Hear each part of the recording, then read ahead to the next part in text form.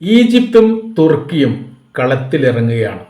ഇസ്രായേലിനെതിരെ സൈനികപരമായിരിക്കുന്ന ഇടപെടൽ നടത്താൻ വേണ്ടിയിട്ട് സൈനികർക്ക് രഹസ്യമായിരിക്കുന്ന നിർദ്ദേശം കൊടുത്ത വിവരം പുറത്തു വന്നു. എല്ലാ ആയുധങ്ങളും തയ്യാറാകണം, സൈനികപരമായിരിക്കുന്ന ഇടപെടൽ നടത്താൻ നമുക്ക് സമയമായിട്ടുണ്ട്, അതിൻ്റെ സാഹചര്യ അവസ്ഥകൾ എത്തിയിരിക്കുന്നു എന്നതടക്കമുള്ള എല്ലാ നിർദ്ദേശ കാര്യങ്ങളും നിലവിൽ ഈജിപ്ത് അവരുടെ സൈനികർക്കും തുർക്കി അവരുടെ സൈനികർക്കും നൽകിയിരിക്കുന്നു എന്നത് ഇപ്പോൾ വലിയ വാർത്തയായിട്ട് മാറിയിരിക്കുകയാണ്. അപ്പോൾ മുൻപ് ഉപയോഗിച്ചതും ഇപ്പോൾ ഉപയോഗിച്ചു കൊണ്ടിരിക്കുന്നതും നിലവിൽ സാങ്കേതികപരമായി മാറ്റം വരുത്തി നിർമ്മിക്കപ്പെട്ടതുമായിരിക്കുന്ന ആയുധം എല്ലാം മിനുക്കുപണി തയ്യാറാക്കി വെക്കണം എന്നുള്ള നിർദ്ദേശമാണ്. ഈ വിഷയം അമേരിക്കയോട് ഇടപെടാൻ ഇസ്രായേൽ ആവശ്യപ്പെട്ടതോടുകൂടി ഇതൊരു യാഥാർത്ഥ്യമാണ് എന്ന് ലോകം തിരിച്ചറിയുകയും ചെയ്തു. ഇസ്രായേലിനെ നിയന്ത്രിക്കാൻ വേണ്ടിയിട്ട് നിങ്ങൾ ഇടപെടണം, ഇതൊരു യുദ്ധമുഖത്തേക്ക് അവർ ഇതിനെ കൊണ്ടെത്തിക്കുകയാണ്. അതിർത്തിയുമായി ബന്ധപ്പെട്ട വിഷയത്തിൽ ഈജിപ്ത് ഇടപെടുന്ന ഒരു സാഹചര്യം വന്നാൽ തങ്ങൾക്കത് വല്ലാത്ത രീതിയിൽ പ്രയാസമുണ്ടാകും എന്നും ആയതിനാൽ ഈ വിഷയമായിട്ട് ബന്ധപ്പെട്ട് വളരെ അടിയന്തരപരമായ രീതിയിൽ ഇടപെടൽ നടത്തണമെന്ന് അമേരിക്കയുടെ പ്രസിഡന്റ് ഡൊണാൾഡ് ട്രംപിനോട് ഇസ്രായേൽ പ്രധാനമന്ത്രി നെതന്യാഹു ആവശ്യപ്പെടുകയും ചെയ്തു. ഈജിപ്തിൻ്റെ കൈവശത്തിലുള്ള ഏറ്റവും നൂതനമായിരിക്കുന്ന ആയുധങ്ങൾ ഇസ്രായേലിൽ പരീക്ഷിക്കുമെന്ന് ഇതിനിടെ തന്നെ സൈനിക കമാൻഡർ പറഞ്ഞതായിരിക്കുന്ന റിപ്പോർട്ടും പുറത്തു വന്നു. അറബ് ലോകം ഏറെക്കുറെ ഈജിപ്തിലേക്ക് അടുത്തിരിക്കുന്നു.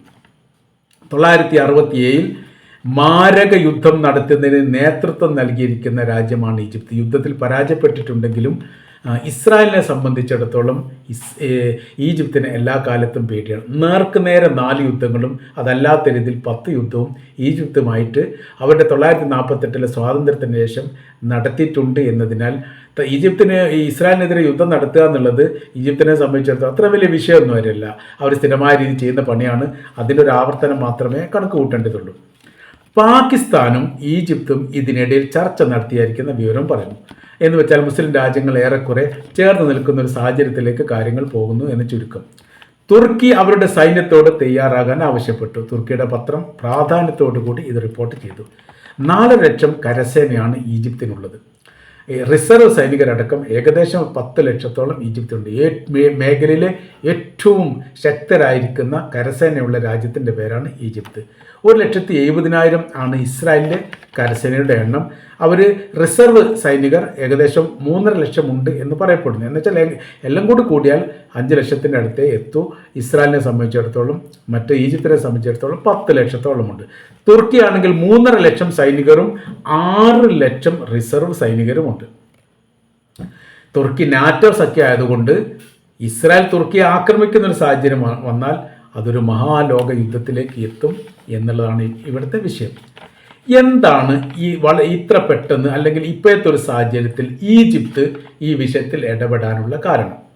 ആ കാരണത്തെ പറ്റി നമ്മൾ വിശദീകരിക്കുമ്പോൾ 2-3 കാര്യങ്ങൾ പ്രധാനമായിട്ട് വരുന്നുണ്ട്. അതിലൊന്ന്, ഈജിപ്തിൻ്റെ സിനാ മരുഭൂമിയിലേക്ക് പലസ്തീനികളെ മാറ്റണമെന്ന് പല ഘട്ടങ്ങളിലായി ഇസ്രായേൽ പറഞ്ഞതാണ്. പിന്നീട് ഇതിന് സംസാരത്തിന് ഗൗരവം പോരാ എന്നതുകൊണ്ട് അമേരിക്ക ഇടപെടിപ്പിച്ചുകൊണ്ട് അമേരിക്ക കൊണ്ട് പറയിപ്പിച്ചു. വലിയ ഇടപെടൽ ഈ കാര്യത്തിൽ വേണം.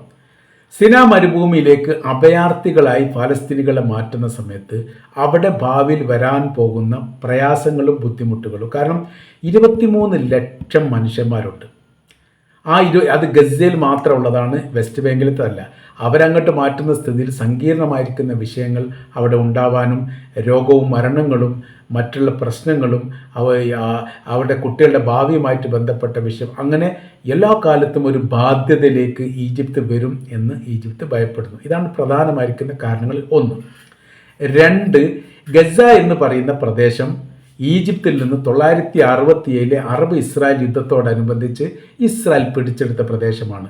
ഗസയുടെ ഭൂമിശാസ്ത്രം, ഈജിപ്തിൻ്റെ ഭൂമിശാസ്ത്രം നിലനിൽക്കുന്ന ദേശത്തിൻ്റെ ഭാഗമാണ് ഗസ എന്ന് പറയുന്ന പ്രദേശം. അവിടെ നിന്ന് ഫലസ്തീനികളെ ഒഴിവാക്കുന്ന ഒരു സാഹചര്യങ്ങൾ വന്നാൽ ഞങ്ങളുടെ ദേശത്ത് നിന്ന് ഞങ്ങളുടെ പൗരന്മാരെ ഒഴിവാക്കുന്നതിനേക്കാൾ ഗൗരവമാണ് ഫലസ്തീനിൽ നിന്ന് അവരെ ഒഴിവാക്കുക എന്ന് പറഞ്ഞാൽ അവർക്ക് ദേശമില്ലാത്ത ജീവിതകാലം മുഴുവൻ അഭയാർത്ഥികളായി താമസിക്കേണ്ട അല്ലെങ്കിൽ ജീവിക്കേണ്ട ഒരു സാഹചര്യങ്ങൾ വരും എന്ന് ഈജിപ്ത് കണക്ക് കൂട്ടുന്നു. അപ്പോൾ ഗസയിൽ നിന്ന് ആളുകൾ ഒഴിവാക്കി കഴിഞ്ഞാൽ പിന്നീട് വരുന്ന വിഷയങ്ങൾ അതാണ്. മൂന്നാമത്തെ പ്രശ്നമാണ് ഭയങ്കരമായ രീതിയിൽ ഈജിപ്ത് ചർച്ച ചെയ്തത്. അത് യഥാർത്ഥത്തിൽ ഇസ്രായേലൊക്കെ ഈ അറബ് രാജ്യങ്ങളിലൊക്കെ ഈ വിഷയം നിലനിൽക്കുന്നു. അതായത് ആഭ്യന്തര കലാപം. രാജ്യത്തിലെ ജനങ്ങൾ ഒരു ഭാഗത്തും രാജ്യത്തിലെ സർക്കാരും സൈനികരും മറ്റൊരു ഭാഗത്തുമായി നിലനിൽക്കുന്ന ഒരു പ്രത്യേക സാഹചര്യം ഈജിപ്തിൽ ഇപ്പോൾ നിലനിൽക്കുന്നു. ജനങ്ങളോട് അഭിപ്രായങ്ങൾ, എക്സിറ്റ് പോൾ പോലുള്ള അഭിപ്രായങ്ങൾ ചോദിച്ചതിൽ 99.5% നിലവിൽ ഈജിപ്ത് ഗവൺമെൻറ്റിൻ്റെ നിലപാടിന് എതിരാണ് പറയുന്നത്. അവർ നമ്മുടെ സഹോദരന്മാരാണ്, അതിർത്തി പങ്കിടുന്നവരാണ്. മറ്റൊരു ശത്രു രാജ്യം അങ്ങോട്ട് പ്രവേശിച്ചുകൊണ്ട് കൂട്ടക്കൊല ചെയ്യുന്ന സമയത്ത് മൗനം പാലിച്ചുകൊണ്ട് ഈ ചർച്ചയ്ക്ക് വേണ്ടി പോയിരിക്കുകയല്ല വേണ്ടത്, യുദ്ധം ചെയ്യണം, ഞങ്ങളതിന് തയ്യാറാണ് എന്ന് പൗരന്മാർ പറഞ്ഞിരിക്കുന്ന പല സംഭവങ്ങൾ റിപ്പോർട്ട് ചെയ്തിട്ടുണ്ട്. ഈ യുദ്ധത്തിൻ്റെ ആദ്യഘട്ടത്തിൽ തന്നെ ഗസയിൽ നിന്ന് ഒരുപാട് പേർക്ക് അഭയം നൽകിയിട്ടുണ്ട് ഈജിപ്ത്.